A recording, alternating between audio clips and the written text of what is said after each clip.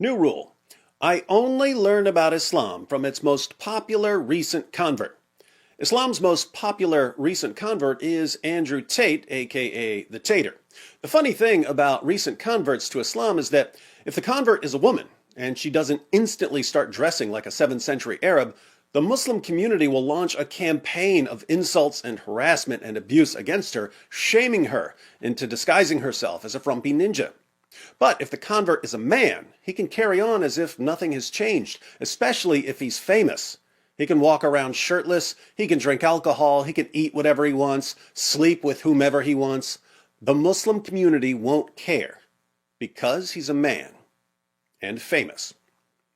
This leads me to think that Islam may have a disturbingly low view of women, but I can't be sure about that because for the past 2 decades, westernized Muslims have been telling me that Muhammad was the greatest feminist who ever lived. I'm so confused. I guess I'll have to ask Andrew Tate about this one. Sheikh Tater, how does Islam treat women?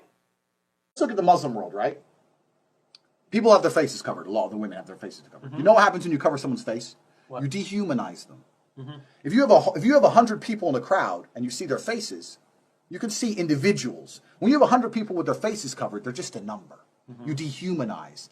I never thought I'd say this, but Andrew Tate is right. Islam dehumanizes women, just like Andrew Tate said. Now, to be fair, not all Muslim women cover their faces. Allah claims that his commands in the Quran are perfectly clear, but as with so many of Allah's perfectly clear commands, no one can figure out exactly what he means. So he tells women to draw their garments over their bodies.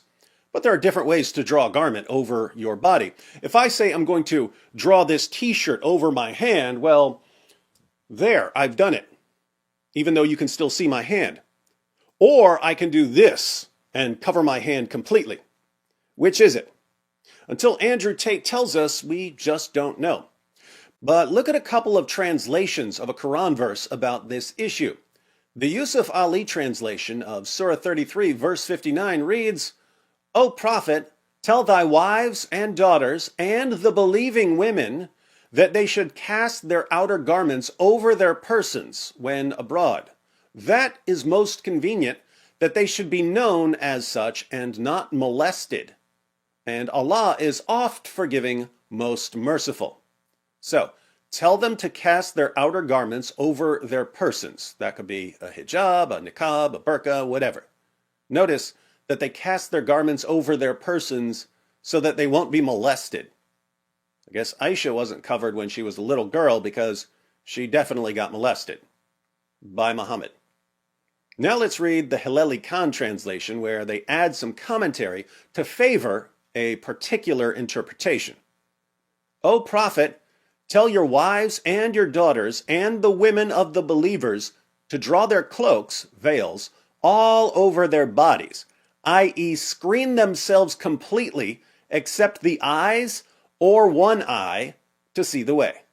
That will be better, that they should be known as free, respectable women, so as not to be annoyed, and Allah is ever oft forgiving, most merciful.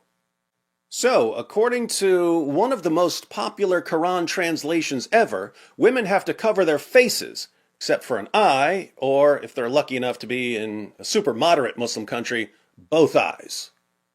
But if this translation is correct, then Islam dehumanizes women by forcing them to cover their faces. And this isn't some view that David Wood came up with. This is the view of the new poster boy for Islam, Andrew Tate. Now, since the Tater knew that Islam dehumanizes women, he said it himself, and since he knowingly converted to a religion that dehumanizes women, we can only conclude that Andrew Tate wants women to be dehumanized. And if he wants to dehumanize women, looks like he's in the right place. It just backfired on you. It just backfired on you. This is a part of a religion. There's a reason to it. Yeah?